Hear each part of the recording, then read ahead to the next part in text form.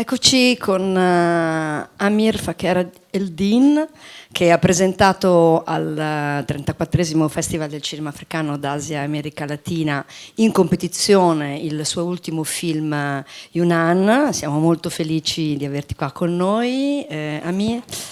È un film che arriva da Berlino, era in competizione, quindi è un'assoluta primizia, una prima italiana che condividiamo tra l'altro con gli amici del BFest, del Bar International Film Festival.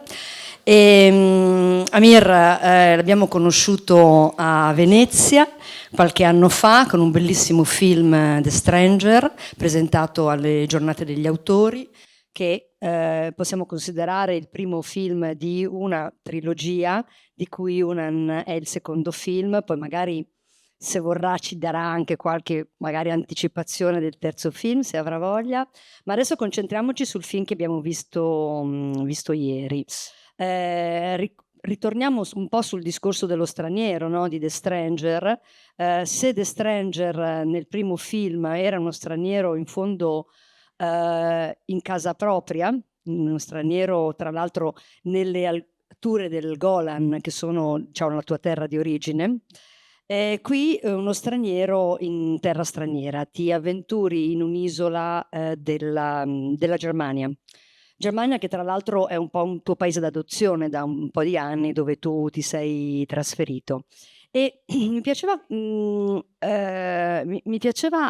partire proprio da quest'isola, perché leggendo una tua intervista ho scoperto che sono delle isole della Germania che sono sempre a rischio di inondazioni, e solo delle dighe le mantengono in qualche modo non inondate. Quindi già una scelta di una location, di un territorio molto precario, molto, come dire, instabile, che forse può anche significare già una metafora di quello che hai voluto raccontare con il tuo film. Yes, I think I understand that question. So,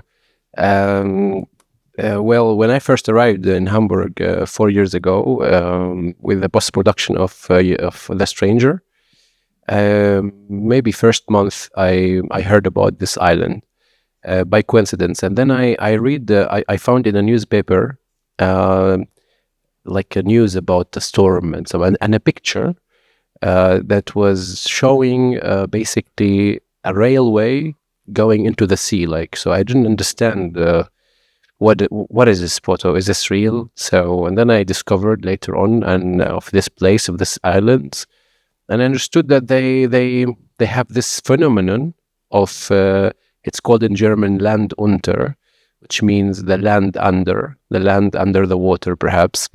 And whenever there's a storm, the sea submerge the land and make it disappear. But the houses remain because they are built on a little mound, so they remain alone.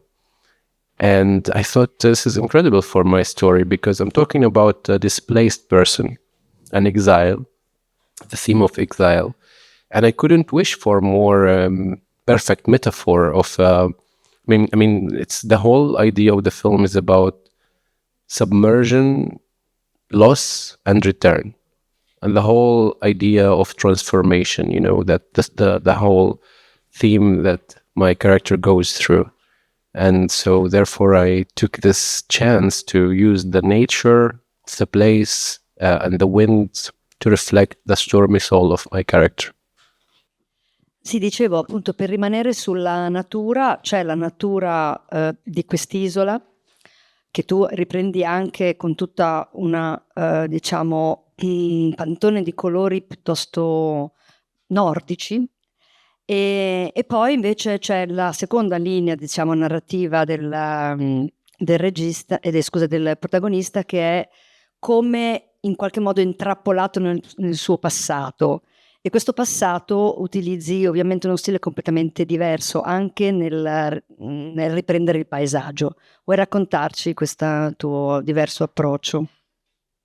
Yes, I wanted to basically draw also a contrast. Like, the film is really about a lot of contrasts, and I wanted to draw the contrast also of the temperatures. The temperatures that are in the north, in Germany in general, they are mostly gray, metallic, dull lights. And since I wanted to create a dimension that is not necessarily the past of the character, but perhaps the imagination, where only in his imagination it is comfortable, and therefore I imbued that layer of the imagination or fantasy in the film with warm colors. And I wanted also to choose a place that reflects something that I know, also temperatures that I know myself from what reminds me of home.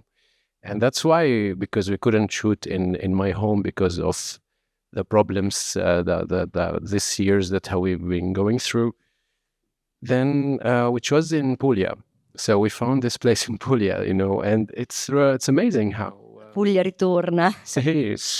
it's really amazing how close that felt. I really felt like I am revisiting some my personally landscapes that I know, and it's incredible. So, and I wanted to as I said, to make this contrast between two worlds, to create two dimensions, and to see where the character would feel more alive. Ok, io prima di tutto devo dirti che stanotte ho sognato il tuo film. Mi è talmente entrato nell'anima che ho sognato diversi passaggi del tuo film. Detto questo, ritorno un momentino sulle metafore del film, è tutta una metafora se vogliamo, e in particolare la lotta tra il protagonista e il figlio di Valesca. Ecco, perché ha perso lui e che cosa significa come metafora questa lotta? Well, I mean, you can also observe the film in many ways. One of the ways that we could observe that this island, even though it's very, very far, edge of the world, restricted, how we say, like conservative community, they're like alone, alienated, marginalized, so, and a foreigner arrives there. This could also be like seen maybe as a microcosmos of perhaps all Europe, not only all the north, all the north, because the world have been always separated between north and south, and one time the north took shelter in the south not for long ago, and now the south is taking shelter again in the north. However, that meeting and encounter, of course, with the son of Valeska, Karl, I wanted to draw someone also that through him we would also see the love of his, like the bride of where he comes from, even though it's a bit conflicted with, like, he's a young man basically, and even like he's staying there, he never left. So he's maybe also I want to show that he's the opposite of my protagonist. My protagonist was forced to leave his home, and this one is the one who basically doesn't want to leave, his home, even though all the men there, when they drink beer and they gather around, they're older than him, and even when he wrestles with them, like he's playing with them, So this also could show you something, of course, and give you an insight about the metaphors about this. And I wanted that my character, about the wrestle scene, I didn't want him, it's not about winning. He just wants to be, maybe could be read as he wants to be part of it. He just wants to be seen. He wants to feel beaten also, to come back a little bit alive, and that's why, something start moving in him once he feels that, this also is the aftermath of the flood, somehow changes something in him. So, yeah. Poi volevo chiederti qualcosa sulla leggenda criptica che attraversa tutto il film, che affascina moltissimo. Ecco, volevo dire qual è stata l'origine dell'ispirazione di questa leggenda e fino a che punto Munir è la leggenda, fino a che punto ci sei anche tu. So, as I said maybe a couple of times before, this story of the shepherds, this dimension, I wanted to create a dimension. It is clearly, for me, not the past. I'm not trying to portray any past of this character through this, but rather also because if you follow in the film, It is the story where his mother, that she's Alzheimer, she doesn't recognize him anymore, and she speaks some nonsense basically. I had personally my grandmother. She had the same. She had Alzheimer, and I remember that she forgot everyone, but she clinged sometimes to a little story or something that doesn't exist, but she remembers it, as if it will make her feel comfortable and confident that she's not, that she still remembers things, but it doesn't exist exactly.